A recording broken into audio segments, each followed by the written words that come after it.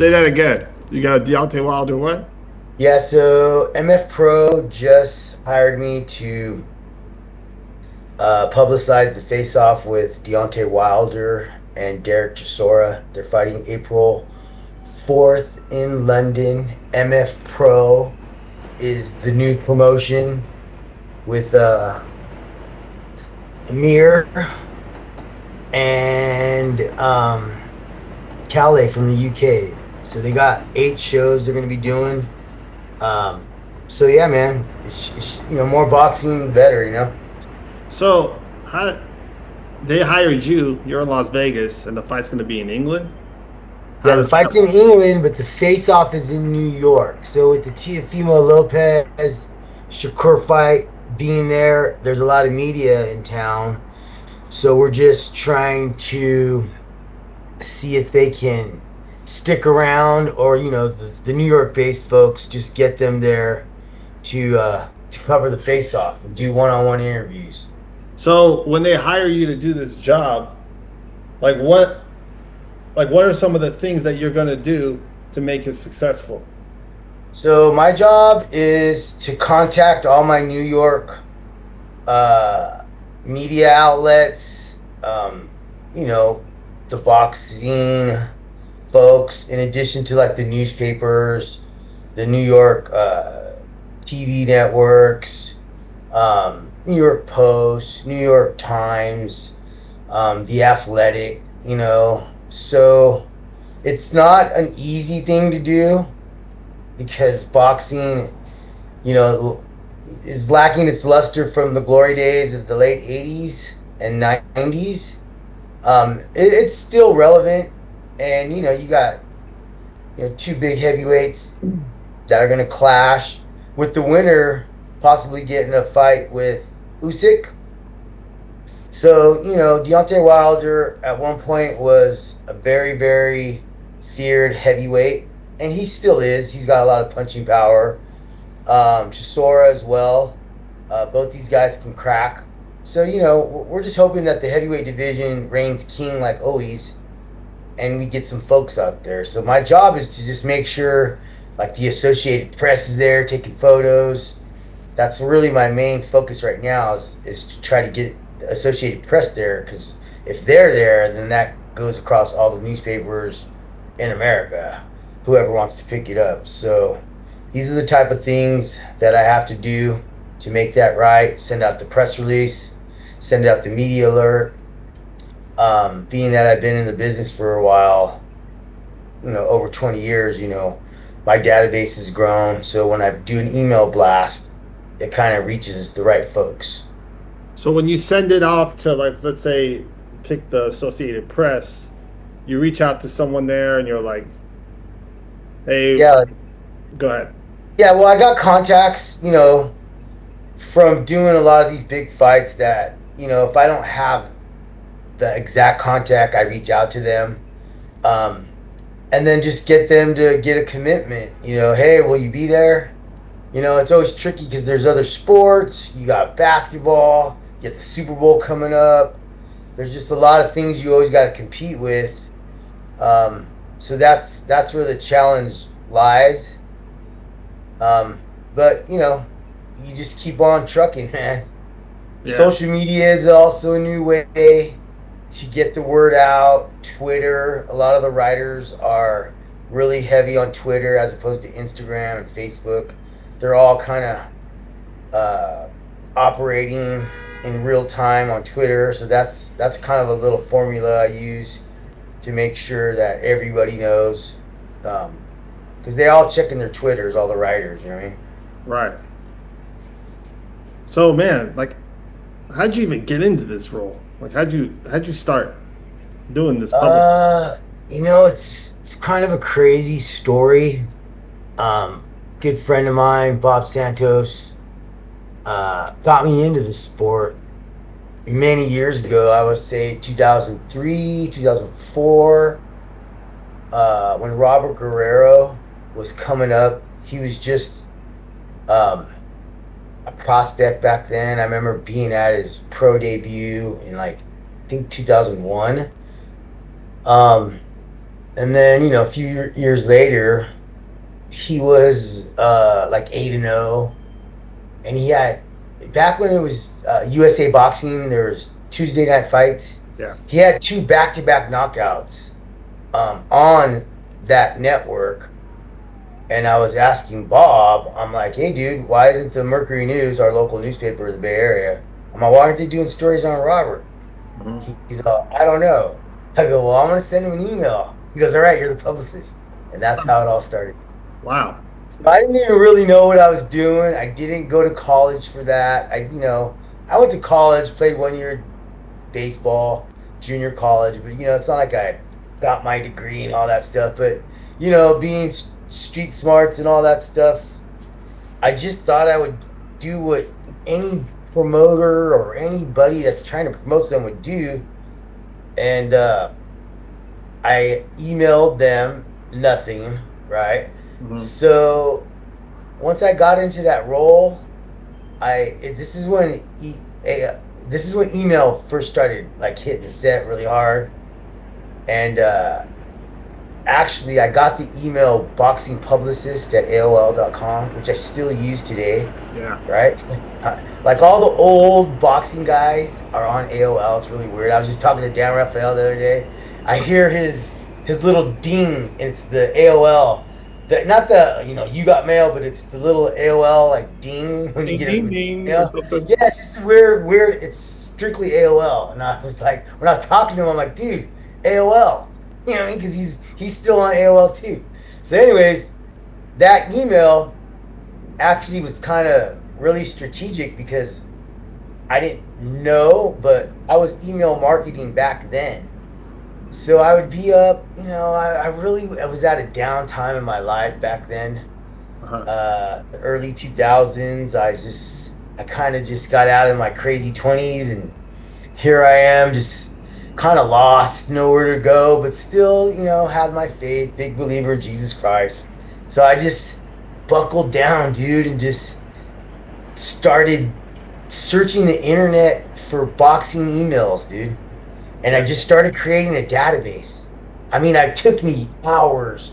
Whenever I'd find like a little honey hole with a bunch of emails, right, with writers from that website, I would just copy paste them and stash them in this database. I mean, people are doing it now. I mean, you got Constant Contact, but I was doing it way before anybody was doing it. And then my email, which was Boxing Publicist, was, I mean, when I got that email, I was like, wow, dude, I got the email. Nobody has it, right? Yeah. Like, nobody would even think to get it today, right? So anyways, that email was my email. So I started sending out information, right? I learned how to write press releases back then. Really didn't know what I was doing, dude. I was really, really green.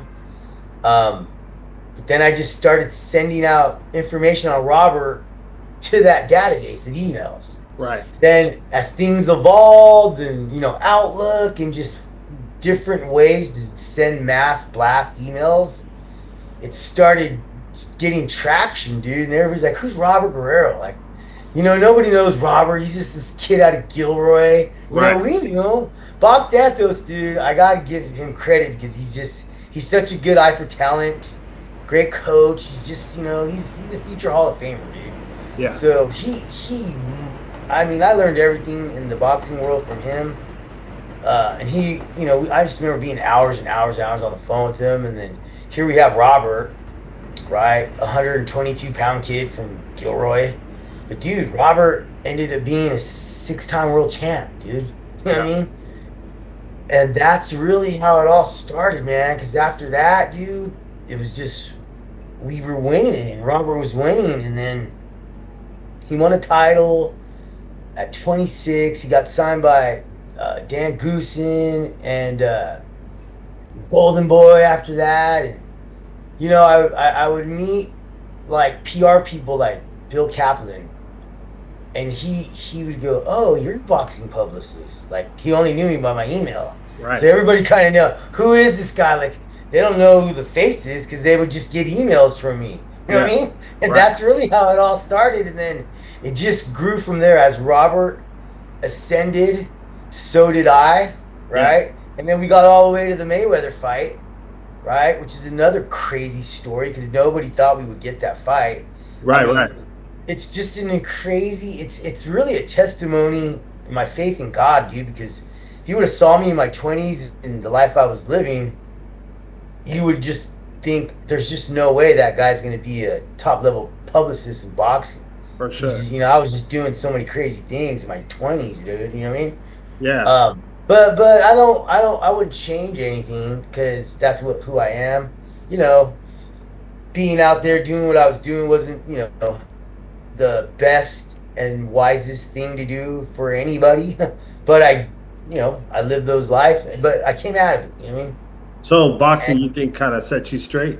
well, God always sets you straight, but definitely boxing was the vehicle to get me into something. I got a career, dude, out of boxing.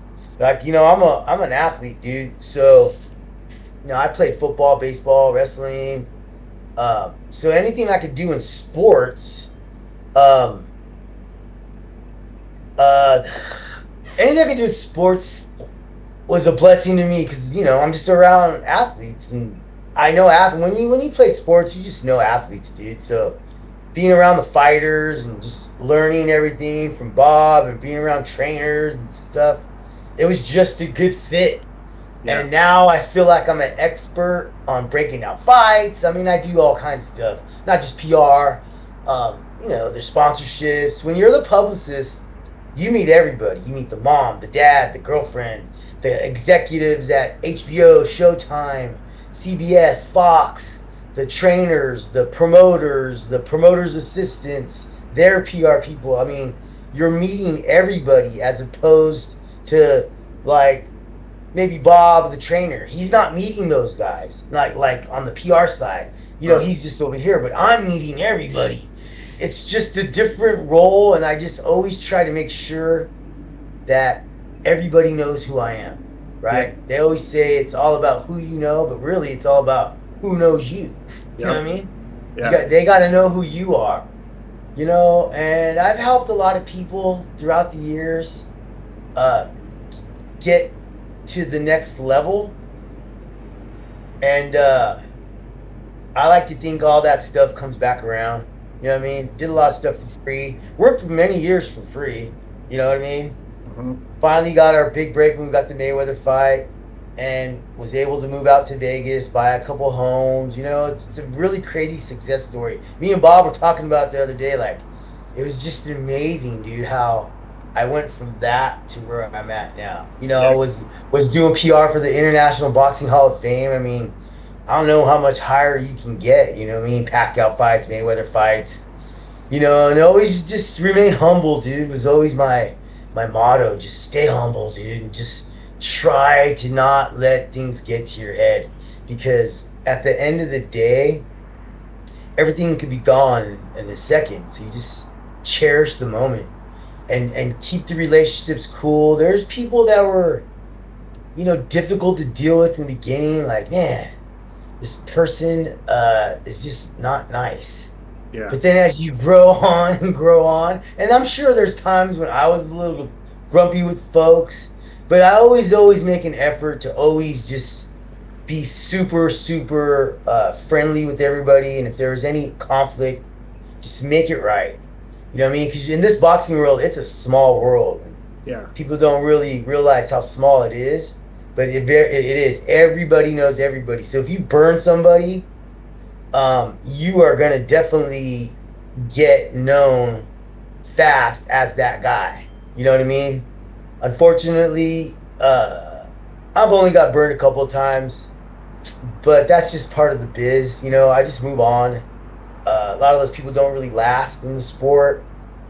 And if you just keep your eye on the prize and just do the right thing, you'll find yourself, doing okay. But definitely, it's a sport that's hard to make a living. I've been super, super blessed to really, really make it. Not everybody has those blessed opportunities. I've just been seriously been blessed to be a success story in boxing. Yeah. And like Bob Santos always told me, if you can make $1 in boxing, you made more than 90% of the people in the sport. Because a lot of people lose money in this sport, especially the promoters, the new guys trying to come up. It's just a very difficult sport to make money in. There's a lot of variables on the promotion side, on the broadcast side. I mean, you can only imagine, just the fighter traveling, even in the amateurs, you got to go to these tournaments. The dads are paying for travel. It's a lot to get somebody to the top, and you need a team to do it. You can't just do it by yourself. So, man, it's such an interesting world, boxing. It's like, it's an underground world to me. Like, not a lot of people know about what's going on, you know? Yeah, it's a very, very unique sport where you got millionaires and billionaires rubbing elbows with the grungy dudes from the ghetto, street guy, and everything in between. And they're all trying to get along and get their guy to the top, right? Yeah. Because usually a lot of the fighters come from poverty, right? The ones that are just like real dogs, so they got those things that you gotta to be cognizant about, right? Mhm. Are they gonna fly off the handle? Are they gonna do anything crazy? Because people from lower income status, tend to be a little bit more on the wild side. And then you got the guys that are really good people that, they come from good families and, do things a little different. Are they really dogs deep down inside? You know what I mean? Like, it's all a mentality in the sport. It's insane, to be honest. And then, like, there's like all these. Sometimes you'll watch a fight, even back in the day. It's not as much today. There'd be all these people in the ring, and no one knows who the hell they are, and no one knows what they do, but they're all involved in the business somehow. Right. No. Yeah, they. Or they're not. Well, when you say the people that are around, like, everybody's just trying to make it. Some people don't know what to do when they get there. There's just little things that you gotta. And only experience will get you the knowledge to know what to do. When you're bringing up a fighter, 1 second. Now, like for instance, fight week. Mm-hmm. Like I've seen fighters have a great camp. Like, just, man, dude, what a great camp they had. And then it all goes down the drain on fight week. Why? The wife or the girlfriend, drama, just all that will just crush it right at the end. Yeah. So does if they're a loss, does that affect your business? If you're representing the fighter? I mean, it could be a little dent to the situation, but I don't know. I just always keep trucking along, dude. Yep. You know what I mean? There's gonna be doors open, doors close. And you just gotta keep a positive mindset. I'm real big on affirmations, just faith, believing, seeing it happen. I'm big on that stuff.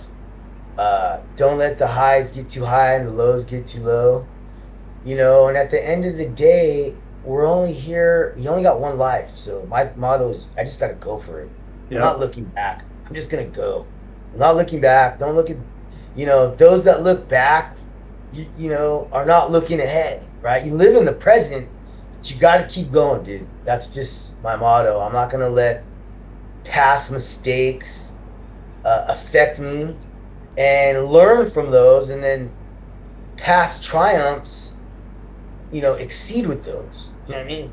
So there's just a lot of little things in the sport that you really, really have to experience it to really know. You know what I mean? There's so many little things, and so many things about a fighter that are relevant. I like to call it, like a pie, slices of a pie, right? If you want a really good fighter, he's got to have at least 80 to 90% of the pie, filled out. What is the pie? Well, can he take a punch? That's one slice, right? Can he punch, right? Mm-hmm. Can't punch in this sport. You better let your hands go, and you better be in great shape, and you better be able to move, because in the amateurs, it's points. In the pros, it's the hurt game. So, can you punch? Okay. Right? Maybe guys that can't crack have a little bit, you know what I mean? But they can take a punch, right? Right. And then those guys that can take a punch really are not the fastest guys. So you got guys like Devin Haney that are just super fast, dude, and you just can't catch them, bro. You know what I mean? And they're just hard to beat, dude. You know what I mean? Yeah. Whether and Devin's not the biggest puncher, but he can crack a little bit. But dude, he's gonna pepper you up, and he's always in great shape. That's just one example. There's guys like that, you know. And then there's guys that just can crack, dude. They just punch really hard, and those guys are hard to beat because you can be running around, but you can't run for the whole 12 rounds. At some point, the fight's gonna go on the inside, and you better know what you're doing in there, because these guys that are just a little bit slower, the pressure's on and on and on. So, you know what I mean? It's just styles make fights, dude.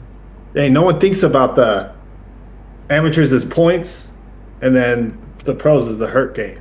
Yeah, because some of the best amateurs weren't the gold medal winners. You know, there's a lot that are, but some of them, like Benavidez, he didn't win no gold medal. Robert Guerrero didn't win a gold medal or whatever. Didn't go to Olympics. Guys like that are there's other attributes that they carry that make them great.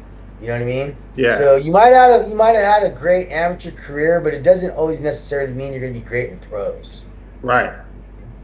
Man, there's kind of like an underground story about you, that you're the one that helped create the Robert Guerrero Floyd Mayweather fight.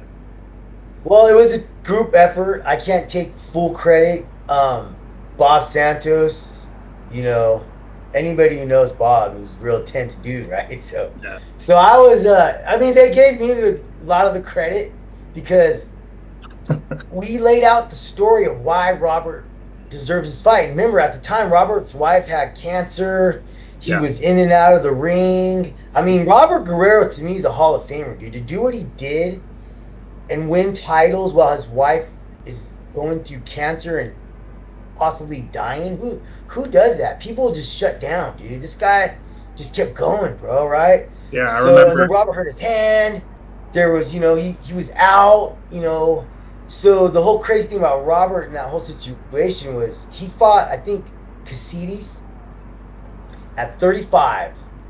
And then I'm not sure what it was. I think it was either his wife going through the cancer stuff. He might have hurt his hand. I'm not sure exactly, his elbow. There was a lot of things that kept him out of the ring. But he was out, dude. And then when he came back, he skipped 140 and went straight to 147. And everybody's like, dude, you're insane. Like, think about how crazy that is. Yeah, it's like Robert. 35, skip 40. He didn't even fight at 40, dude. He went straight to 147. And then he fought Selçuk Aydin. I don't know. I might have butchered his first name. I remember that guy, yeah. Beat him. He was the #1 undefeated contender. Robert beats him in San Jose. I remember that. And then he went and beat Berto. Yep. At welterweight, dude. Mm-hmm. Man, Robert's amazing, dude. Robert started at 122. Yeah, man. Think about that. 122, 26, 30, 35, skipped 40, went to 47. I mean, dude, only like Manny Pacquiao and like Henry Armstrong have done that, dude. Roberto Duran did that? Yeah, but I don't think he started off at 22. Like those guys, like Probably, Pacquiao. Pacquiao started off at the lower weights and went to welterweight. True. Right. So, but what's it called? Duran did it, across multiple weight classes, middleweight and all that. So those guys are amazing. There's only like 4 people walking. Oh yeah, for sure. That ever did it. You know what I mean? Mm-hmm. And that fight, when we were campaigning for the fight, we would just I would send out press releases and press of why Robert Guerrero deserves the Mayweather fight. Yeah. Right? and it was just going out there, and I was getting ridiculed, dude, from everybody, all the writers. I just remember Steve Kim, dude, and me and Steve were cool, right? But he was just like, "Oh, overzealous, Publicist Mario Serrano again," because I was sending out press release every day. I remember that. I was like, I didn't really want to do it. I'm like, Bob, I just sent one out yesterday. He's like, send another one. Okay, cool. All right. Well, we just did 2 in a row, 2 days. He's like, send another one. I'm like, dude, you're nuts. He goes, I don't care, just send it, right? So it was all of us doing it. I was sending it, but Bob was really the one telling me to do it, and I was just doing it. And then next thing you know, we got it, dude. Yeah. We got that Mayweather fight, and that was after he beat Berto. So Robert earned it. We all worked together as a team to publicize it and let the world know why we deserved it. And when we got it, all the people that were clowning me, all the writers and people in general, they were, they were just as shocked as all of us, I guess. Mm-hmm. But I didn't go throw it in their face like, you guys, I told you guys. I just did the exact opposite. I'm like, all right, guys, we got the fight. Let's just blow this thing up. Yep. Right? I didn't even hint on like, I told you guys so. You guys are lame. Why would I, what good is that going to do, right? So I just did the opposite. It was just like, dude, we got the fight, guys. Let's go. Let's blow this up. All right, who wants to do the first interview with Robert? And then we just started doing interviews, dude. It was a big fight. It really was. And Robert, in that fight, did better than Shane Mosley, Juan Manuel Marquez, Diego Corrales, all these Hall of Famers. Robert did better than them, right? And on paper, you might say whatever you want to say. Robert won like 2 or 3 rounds in that fight. Marquez didn't win any. Shane won 1. Corrales, I think, got knocked out. There's a few guys that Robert did better than that are Hall of Famer. For sure. So say whatever you want about Robert. He's a Hall of Famer in my opinion. Just based on what he had to go through, the adversity, going up all those weight classes. Dude, amazing fighter. So when you got the fight, they were talking crap about you going into it, but then when you got it, you didn't want to burn your bridges. I didn't burn them. I embraced it and just said, hey guys, let's just go. I didn't even think about what they were saying about me. I was just, let's blow it up. All right, Steve, let's do an interview. Everybody, let's just all do interviews. Yep. Don't worry. I didn't even bring that stuff up. I didn't care because we got the fight. Why do I care? We got it already. So now let's go. Now I need everybody to write them. All right, whether you were critical about it or not, let's get some ink going. You know what I mean? Yeah. And let's get this stuff popping. And then that fight really was my big payday, and I was able to just take it from there. And it really branched out into other stuff. I started working with Gary Shaw. When Gary Shaw, God rest his soul, and other promoters. Dan Goosen hired me. And individuals, promoters, Thompson Boxing. So there's just a lot that sprouted out of that, and I'm just able to just still do it till this day. So when you build these relationships, like let's say in the beginning, was it a lot of like handshake deals? Like a lot of it, I got a contract that I got, so the 1-pager, but a lot of these people don't want to do contracts. Yep. You know what I mean? Some do, some don't. It's just really about just do it. I usually don't do anything until I get a payment. Sometimes I do, sometimes I don't, based on the trust of that person. For sure. But yeah, it's really just taking a leap of faith when there's no agreement. When you're with the big promotional company, I think there has to be some type of agreement. But usually, I'm just rolling. If you burn me, dude, you're just burning yourself. Or just anybody really in boxing. People are gonna get word that if you burn somebody, you're gonna get it. You're gonna have a bad name, and that's not gonna go away. Okay? Yeah. So you're like, you have to. Do you think you have to believe in the fighter, or did you used to think that?